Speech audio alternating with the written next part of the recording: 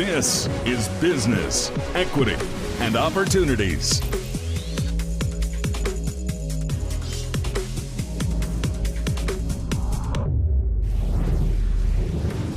Welcome to Wish TV's Business, Equity, and Opportunities. I'm Scott Sander. The show is designed for new business owners and entrepreneurs interested in starting out on their own. We hope to give you information that'll help you develop the skills you'll need to start and run a successful small business, or perhaps grow a business that you have into one you've been dreaming about. For help, we turn to successful business owners and community leaders who've walked in your shoes. They know the trials, they know the errors, and they offer their guidance to help you navigate the path to success. Our focus continues to be on diversity, equity, and opportunities. Each show contains 7 familiar segments, all designed to cover topics that you likely will encounter every day in the business world. Our hope is to provide a variety of views on the best ways to tackle the challenges that come with it. We remind you, you can watch the show right here every week or catch the live stream on wishtv.com. Plus, you can access all of our content and share it on demand anytime at beoshow.com. Coming up on today's Business, Equity, and Opportunities. Many businesses are using podcasts as marketing tools. We talk to an expert who explains the new trend in our This Week in Business segment. We look at non-traditional lenders as options for you to consider in access to capital. And we hear the success story of a former football player turned entrepreneur, Emil Ekiyor. He saw a gap in our local business community and created InnoPower to help fill it. As always, we begin with our first topic, getting started. Each week, this segment will focus on the things that you may need to think about and plan for as you begin your business journey. Today, we chat with one of the top women-owned business leaders in Indiana. She shares her thoughts on how to build and grow your team, both in business and in the community. This is Business, Equity, and Opportunities. Getting started. Cathy Langham is the president and CEO of Langham Logistics, a company that, under her leadership, has become a leading women's business enterprise in Indianapolis. She's considered an expert in the field of supply chain solutions and is often sought after to consult with various state and industry organizations. Cathy shares some of her thoughts on the biggest things you need to consider when starting a new business and offers ideas on how to retain a solid staff. A couple of the biggest things that a new entrepreneur needs to think about is, number one, having the right people around them. So whether that's an employee or a mentor or a customer, really to be thoughtful about who can I learn the most from, or who can be most accretive to what I'm trying to do. So that is big. Tenacity is big. Don't, forget about sleeping at night, because you're working day and night, and just continuing to build strong relationships, whether it's bankers, whether it's, for me, truckers, whether it's customers, whether it's employees. Build strong relationships, be thoughtful, keep your eyes open, be willing to learn. Don't think you've got all the answers. Just bring people into your life that can really help you. This is a time of high turnover, for all of us. So we really have to be diligent about how we're helping our customers, our employees grow and feel happy with their role here. And a lot of it is around listening to them, adhering to your core values, listening, teamwork, respect for each other, and people have to feel respected or they won't stay. Ongoing training. We've got a cornerstone program, software program, where we assign training every quarter to each employee. Because really, I believe that at the end of the year, you should be able to update your resume and have learned new things. And that's satisfying to our team. We have something called the Culture Club, which is every month we do something, whether it's pumpkin carving contest or ice cream or chili cook-off or whatever, to help our teams feel that we care about them. We're looking out for them. Of course, fair compensation, and just continuing to thank them and be part of their lives and care about what's happening in their lives. Really, that is the biggest thing. People want to feel appreciated, and in this day and age, more than ever. I get asked a lot about the importance of networking and being involved in the community, and I really did that from the very beginning. when you never think, there are never enough hours in the day. Work will expand to fill the time you give it. So there's always plenty more work to do. It is an effort to take a step back and get out in the community and get involved. But it makes, for a lot of reasons, it makes a lot of difference. Number one, you're adding value. Number two, you always get more than you give when you invest in things like that. And number three, the business possibilities are very strong. So you're meeting with potential customers or someone that can help you grow your business. So it's important. And you're making a difference. And by the way, once you get involved and people know that you will be there and you will do what you say you will do, you will get other opportunities. And you'll be fine. Keep working.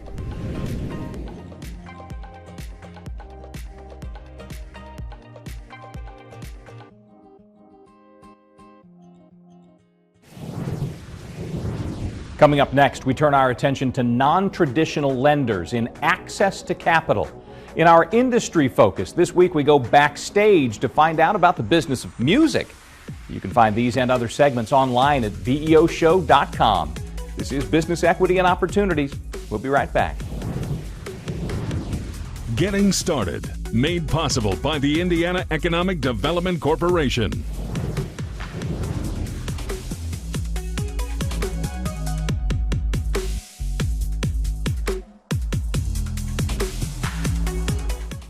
This is Business, Equity, and Opportunities.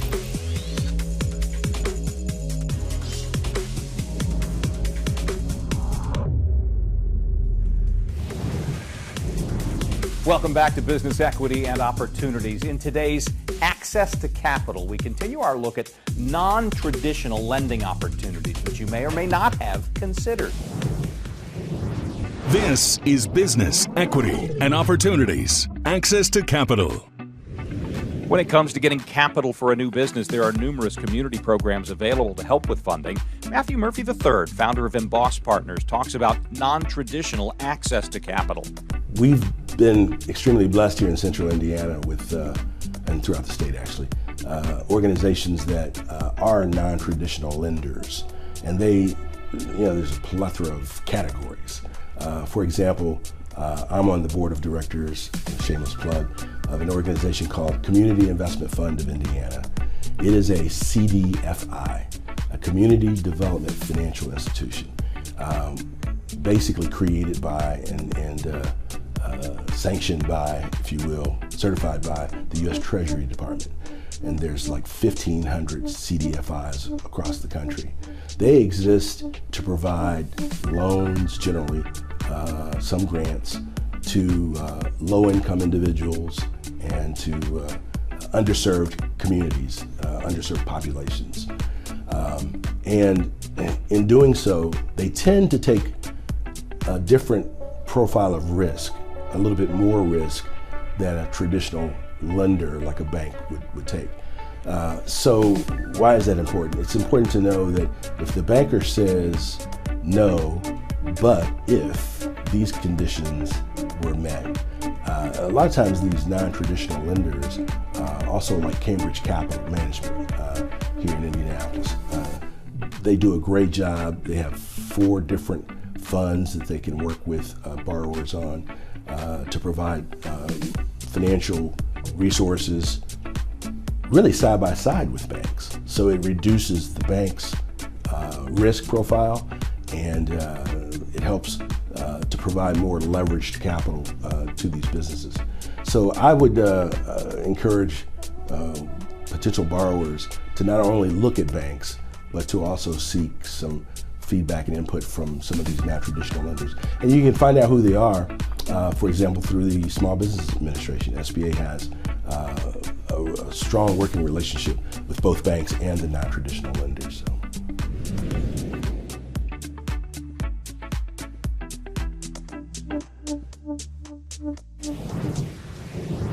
Podcasts have been around for nearly 2 decades, but the last 5 years have seen stunning growth in their popularity. And that's leading to surprising finds about the generation of ad revenue. When we come back, we talk to the general manager of Circulus Digital Media and find out how a podcast can help you grow your business. That and more when Business Equity and Opportunities return.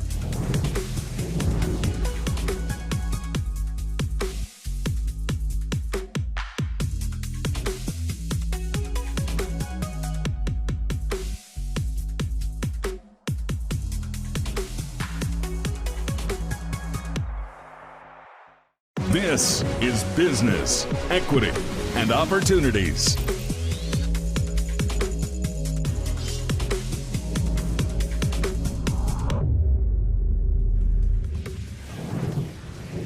Welcome back to Business, Equity, and Opportunities on Wish TV. I'm Scott Sander. Successful business owners know the importance of staying on top of the latest local news. Staying current on what business tools are making news can certainly help determine your company's technical path as well. Joining us today, a friend and familiar face, Nelson Spade, the general manager of Circulus Digital Media, which is an arm of Wish TV, certainly something that we work closely together on, and you can help our business owners with as well. Podcasting. Now, this is something, it's been around for a long time, but really seems to have gotten hot in the last few years. Where does it stand now? What are people listening to? It's really evolving in the last year. To your point, podcasting has been around for quite some time. The pandemic and really in the last year, the shift in people's schedules, their commuting has really changed how people are consuming information. So the drive time radio in your car isn't as prominent as it once was. I have a spouse that works from home 5 days a week, as many of us do. Podcasting sampling has really increased in the last 12 months. And with that increase, we're seeing a shift in what the podcast profile looks like. So I think we've talked about this. Traditionally, podcasting was a Caucasian, male-heavy platform, slightly higher income, maybe middle age, 35 to 55. And it's really shifting as a lot more sampling's happening. And it might be very relevant for our business owners watching the show to learn. It's very male-female split now. Minority audiences, African Americans and Hispanics are really taking part in sampling at a higher level. But it's not just who, it's also what is changing. So we're seeing this kind of escape being more popular. It's not just about news. It's history and sports and business as well. And to that extent, speaking from a broadcast background, it was always try to reach the greatest number. With a podcast, there's almost this ability to get very specific, and sort of the niche is a good thing. Niche is mainstream in podcasting, and it's really a unique element to that platform. We talked about this escape, right? So history, fiction, sports, true crime are the largest content categories of podcasting in the last year that have really increased. The number I didn't know until I was preparing for our discussion, that even blew my mind, 1/3 of all of the top 50 podcasts in the country are from niche producers. It's not a big media company behind these. Niche can really be your strength. And from a business perspective, it's a big opportunity and can be a big arm for your business for communication. Well, let's talk about that, because our niche, if you will, our audience is very specific today. What do you want them to know about the opportunities out there? Because from a listener side, it's, I can find this, I can find this. But from a marketer's side, it seems like there's an enormous amount of opportunity. There is. From two perspectives, I'll talk through maybe an opportunity. Great. The one thing is, from an advertising or from a reach perspective, using podcasts to grow your business, the targeting of your messages, or if you're using podcasts to reach people, has grown, and the data behind the targeting has grown so much in the last 12, 18 months. We have a better offering for our clients than we've ever had before. Again, niche is key, so contextual relevancy. If you're trying to reach a business audience, make sure you're targeting a business-minded person by their job title or the type of business they own. Those are possibilities now. 18, 24 months ago, it was, I want to reach males over the age of 30. You were limited to those things.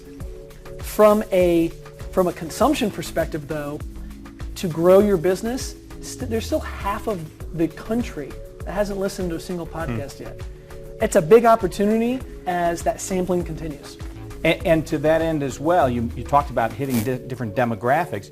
Yes. Can you drill down to the point you're like, listen, I'm a sports business. I want people who like sports. You can get that specific with it. Without question. Age, basic demographic information, interest is a big piece. It's connecting your business contextually to that type of podcast. Some things are settled science. We kind of know the direction it's headed for the foreseeable future. Some things seem to change and shift. You mentioned the last year things have really evolved. Do you think things are still evolving? Do you need to stay on top of it, continue to watch the trend? In the digital game, whether it's podcasting or other things, the answer is always yes. You're always on from a learning perspective. Podcasting is in its second or third phase of life. There's many more to come, I think. And here at News 8 and Wish TV, we have the All Indiana Podcast Network. There's an opportunity, if you want to podcast, to work with us through that as well. So we have 2 full-scale podcast studios here in our building that are open to partners if they want to partner with the All Indiana Podcast Network. Even if you don't, check out our podcasts. We have over 60 or 75 even local podcasts. Yours is one of them. Got to want to drop daily. So thank you for the knowledge, Nelson. Thank you. We appreciate it. Encourage you to think about some of the things that Nelson's an expert in.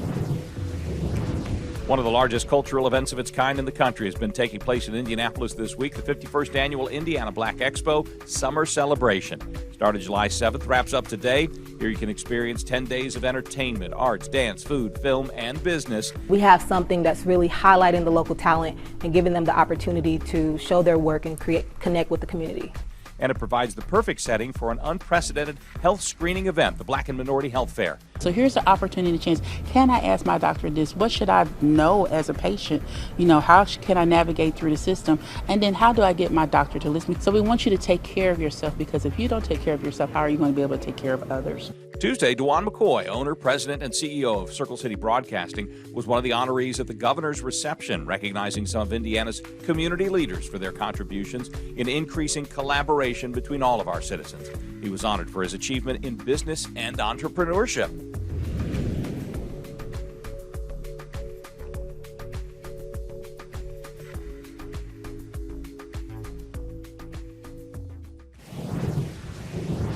When we come back, we turn our attention to accounting and bookkeeping. This week, we look at the results of a new study that makes a case for Black-led community development financial institutions, or CDFIs. You don't want to miss what they found out. Stay here for more business, equity, and opportunity.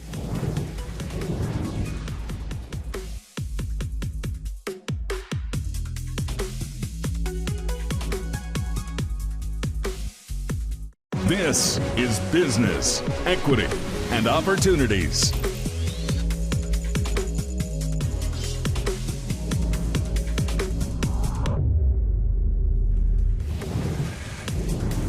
Welcome back to Business, Equity, and Opportunities. A recent study from Equity Pays has become the basis for the first Black-led CDFI loan fund in Indiana. Launched in October of last year, we talked to the author of that study in this edition of Accounting and Bookkeeping. This is Business, Equity, and Opportunities. Accounting and Bookkeeping. Marshawn Wolley, president and CEO of Black Onyx Management, recently completed a feasibility study for the city of Indianapolis and LISC titled Equity Pays, a case for Black-led community development financial institutions. He shares some of the results from that study and their importance. Equity Pays is a report that was commissioned by the City of Indianapolis and LISC to develop a case statement and a feasibility for a Black-led CDFI. We know that Black-led CDFIs nationally are underutilized by Black businesses, and we felt that those being mission-focused institutions would be a great asset, a community asset really, to help empower Black businesses in our local community. CDFIs were founded in 1973. They're mission-focused institutions that work with individuals that may not be able to access the traditional financial system. 75% of CDFIs work in disinvested communities, and so these are folks that are going to have maybe credit issues or maybe not have collateral to get loan products and other financial services. CDFIs often provide education as well as financial products to help people access the traditional market, which is around $17 trillion. When you think about business communities, Indianapolis has had a black business community since the founding of the city. We called it, the first black business was founded in 1821. It was David Mallory, and it was a barbershop. So we've been here for quite some time, but when you look at disparity studies, you see that we're often underutilized, and we had an estimated 40% closure rate before COVID. With a CDFI, we have the opportunity to address one of the main challenges that black businesses talk about, which is access to capital.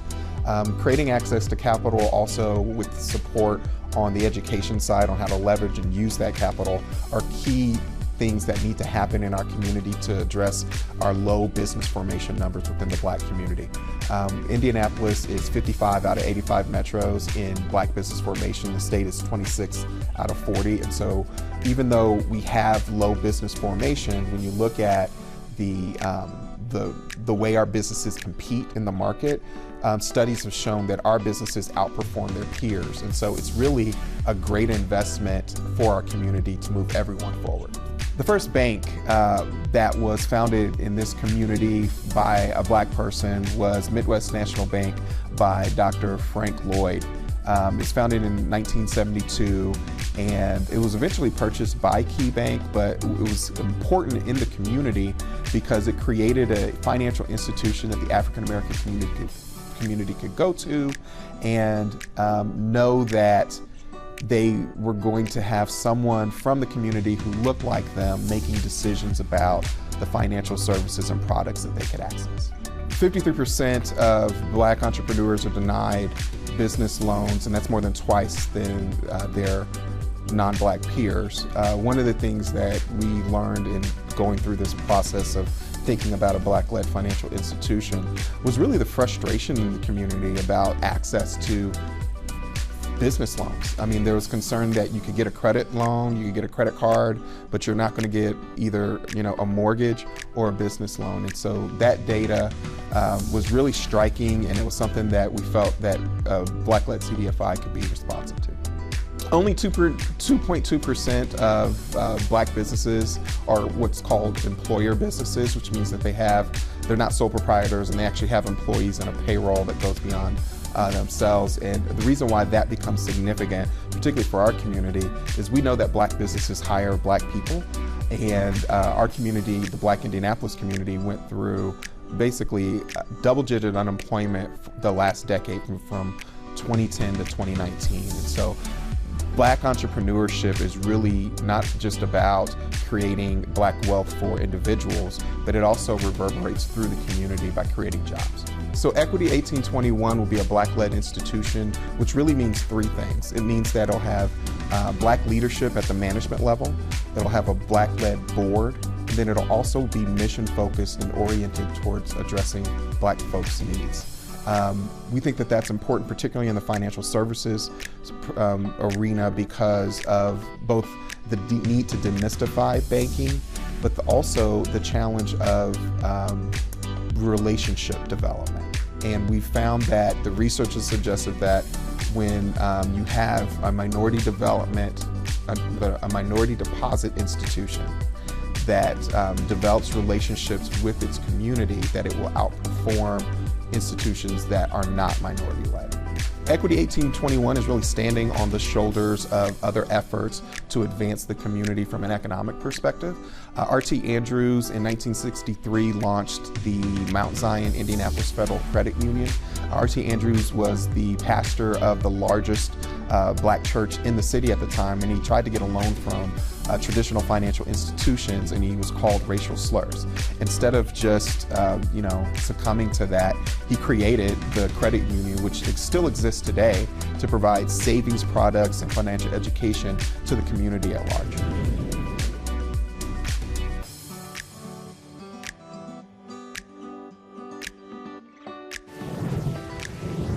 If you'd like to know more about this segment or any from this show or our previous episodes, go to our website, beoshow.com. There you'll find information and resources to help you in your new business venture. Still to come on Business Equity and Opportunities, some quick thoughts from our contributors about running your business day to day.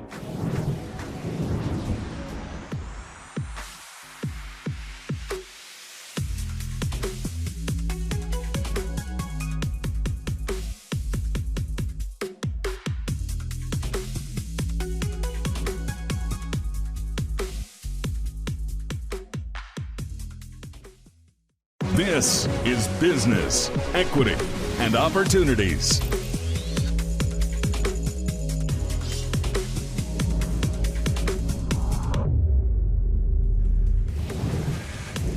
Welcome back to Business Equity and Opportunities. Once you get your business started, you have to be ready to handle the day-to-day running of it. Finding good employees and keeping them may be one of the most important things you do. It's especially true if you look at what's happening in the job market.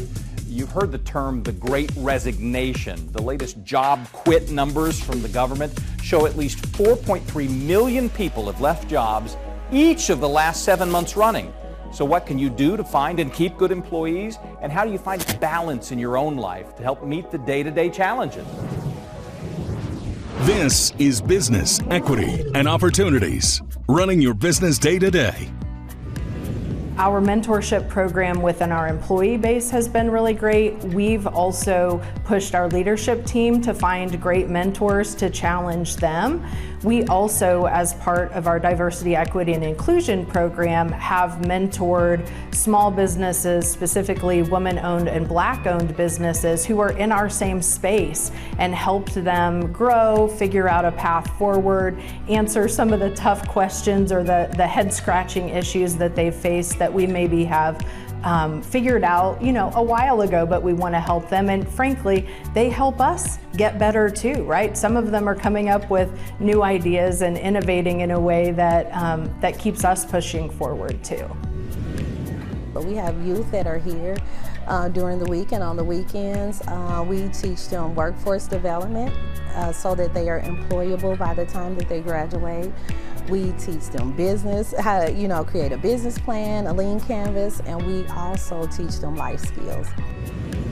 You think about what is going to take our country forward, our communities forward, right? We're going to need to be able to draw on the broadest possible talent pool.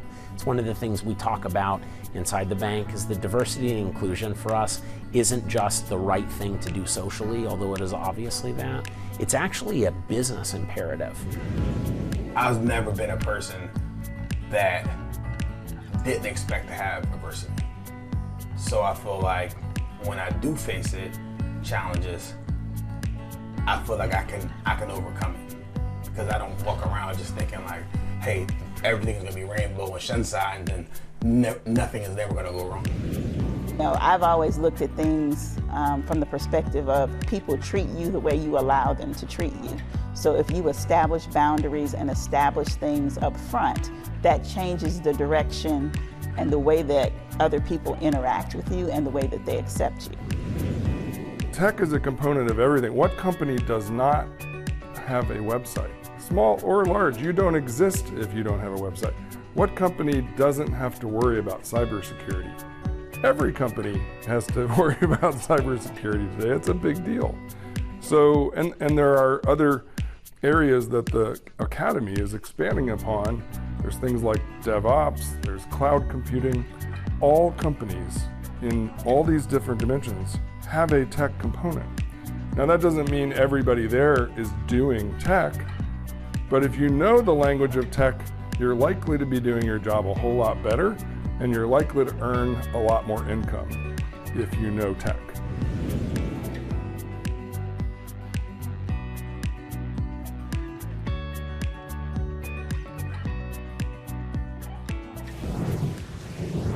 Join us every week for Running Your Business Day-to-Day segments to hear thoughts from our contributing experts.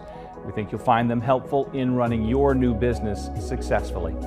Still to come, our industry focus. Today we meet a local jazz musician whose business and life bring joy to his fans and to the community. I'm Scott Sander. Stay with us. Running your business, made possible by 1150 Academy.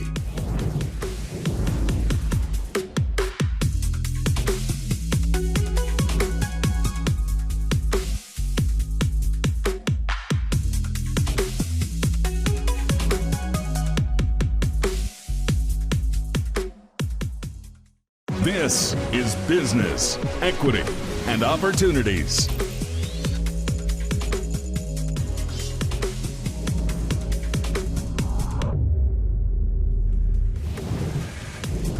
Welcome back. I'm Scott Sander. Each week on Business, Equity, and Opportunities, we'll focus on a specific industry in business and explain how it works. This week, we highlight something that you may not immediately think of as a business, but it is for our next musical guest.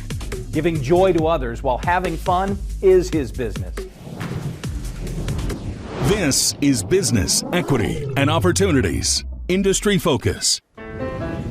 Pavel Polanco-Safadit, an international Latin jazz musician who grew up in the Dominican Republic, now calls Indiana his home.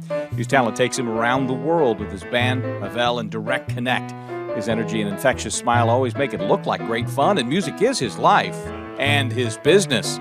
It is a true business. It's an enjoyable business too. It's just, there's so many parts of music outside of just playing. You know, there's the marketing, social media part of it, the recording, the labels, musician, cost, sound, equipment, instruments. I mean, the list goes on and on and on. So it's a true business. Let's say I play in a club.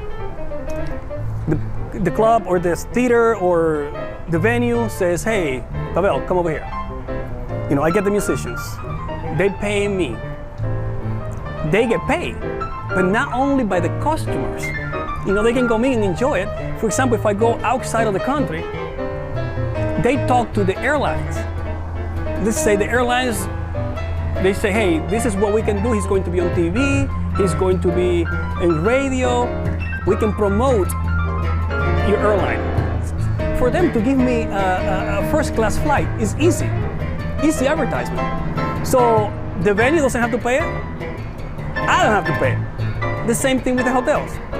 They get the hotels, advertising them, and then it's free for them too. So that's just the beginning of it. So for me and for the venue, it's a win-win, right? The same thing with instruments. Sometimes you get the instrument, the place has the instruments once in a while, but then when they don't have it, they have to rent it or they get a sponsor for that. Especially the same music company to sponsor for that. So every money that comes in, just for the sake of advertising, the money that comes in is the club's money. On top of that, they do have sponsors a lot of the time. For a lot of us, it's a lot of gigs, it's a lot of concerts, which is great. This is what we want. Back on those dark years, we just didn't know. We just didn't know what was, some people that made a full living out of music, they saw that coming down to a crash, for sure. And there's some people I know, they haven't been back from it yet. It hit them so hard. Knowing the people that are in the business and they're doing the business well, that's so important. Because you can just be in a garage band and never get out of the garage band. But if you're serious about this business, even though it takes you a long time, it's worth it to knock on those doors and ask questions and be ready. So that's just getting to know. Social capital, right? I want them to take a night that they will never forget. I want them to come and forget about everything, problems they have, to enjoy music, to enjoy the culture, the atmosphere, to enjoy just being there. And also I enjoy it tons, but I also take the business very serious, because for us musicians, you get, let's say, 1 or 2 people, 4 people to come to your show. Pay for those tickets. For the most part, pay for the meal, pay for the drinks, pay for the gas, and in most cases, pay for a babysitter. So it's an expensive night for 1 or 2 or 3 or 4 people. So it's not like, okay, sorry guys, next time, you gotta bring it on. You gotta have them like, you're here for a reason. And I'm going to give you what you need to take with you. Connecting cultures is a passion of mine. So for me, when we put something in English that people know into Latin rhythms, it's connecting to things, because for the crowd, the American crowd, they go like, oh, I know the song, but they're being introduced to Latin music, or to, you know, to anything, or any cultural music per se. And for the Latino people, it's like, wow, I know the rhythm. What is that song? So expand their horizons, expands their, you know, their knowledge in music for the most part. So, and connects people. My hope for the future and the state of Indiana is that we get more, you know, the diverse music, that we bring more acts here that connects people to different kinds of genres, you know. And so that's my hope. So we can learn and we can have the world here in our backyard.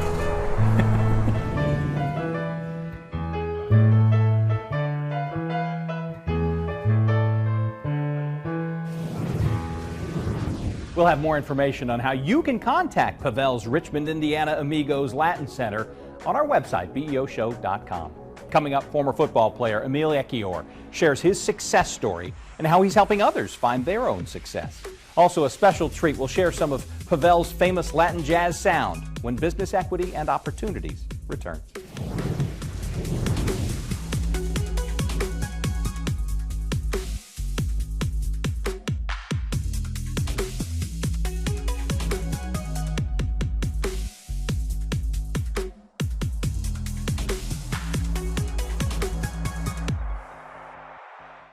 This is Business, Equity, and Opportunities.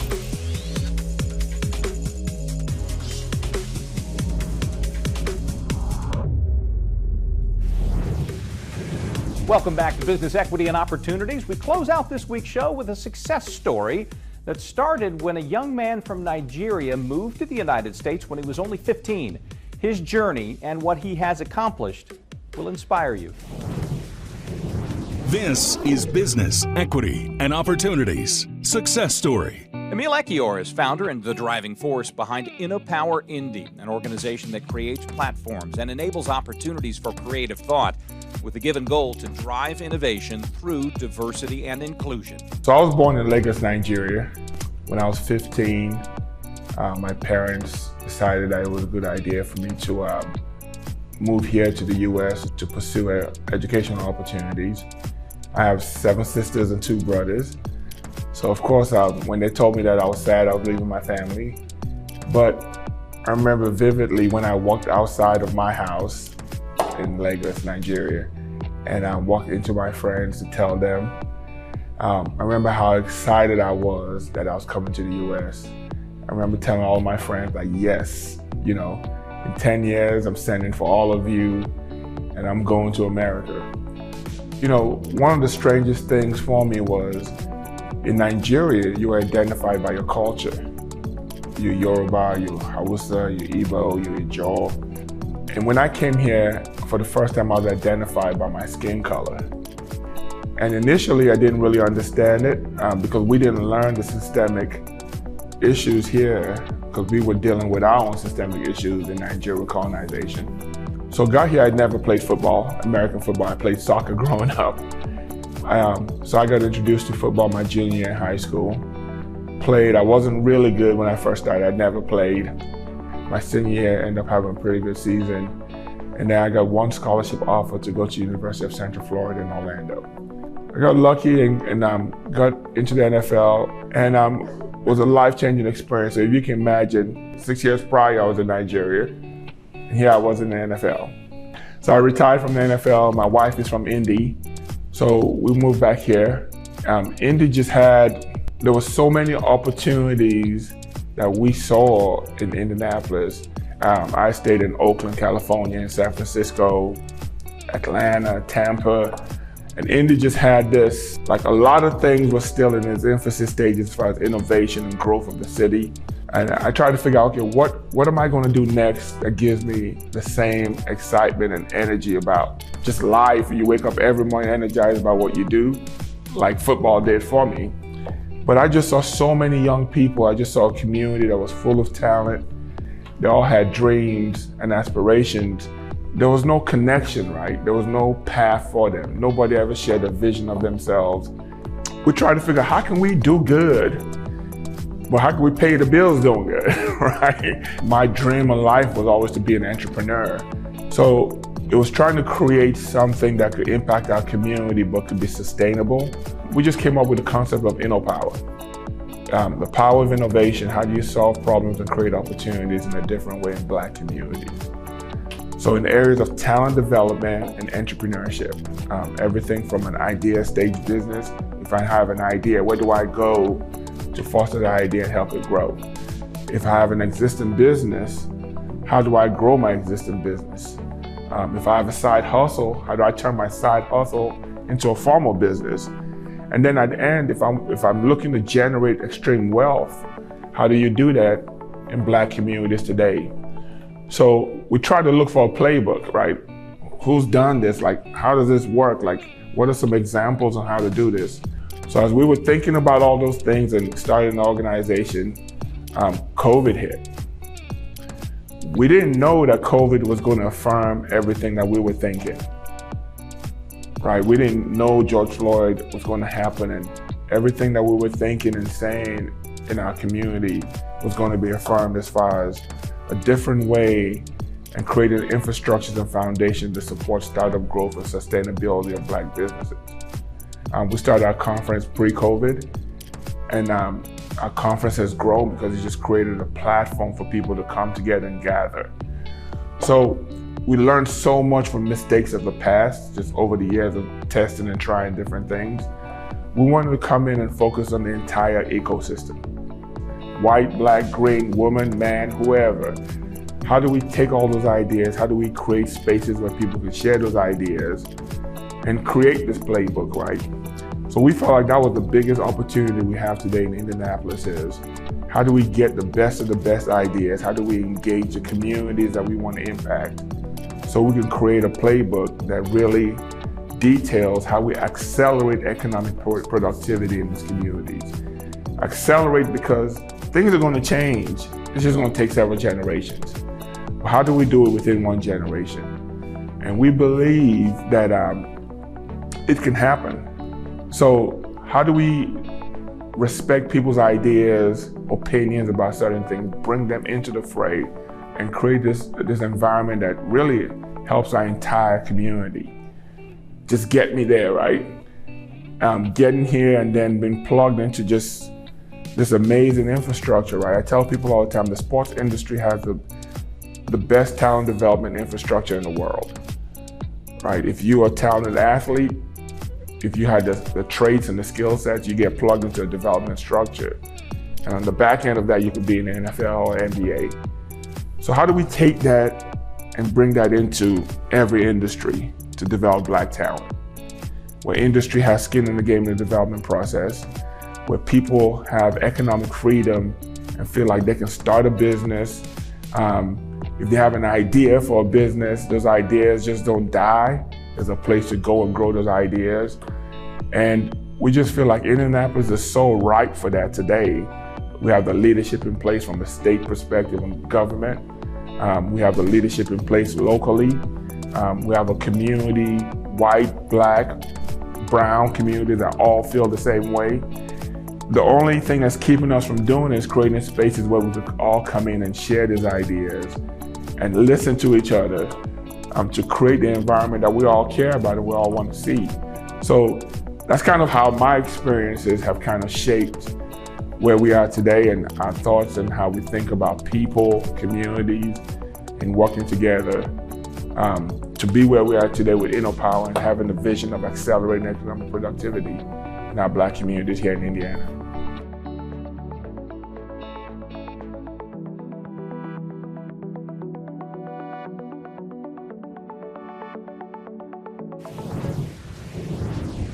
Our thanks again to all of our contributors who joined us today and to our future guests for sharing their insights and tips to help you grow and start a successful business.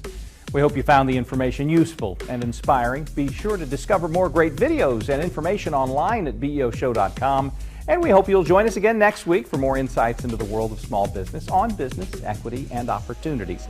Each week, we will provide 7 full segments, each designed to offer information on topics of interest, both to business startups and those currently operating a small business. From how to get started and how to access capital to the day-to-day running of your business and questions about accounting. Plus, we feature business news and trends and always share a success story from one of our contributors. As we go this week, we leave you with a special treat. A few months ago, we had the pleasure of recording a sample of Pavel's original Latin jazz sound at the Jazz Kitchen. We wanted to share it with you now. Thanks for watching.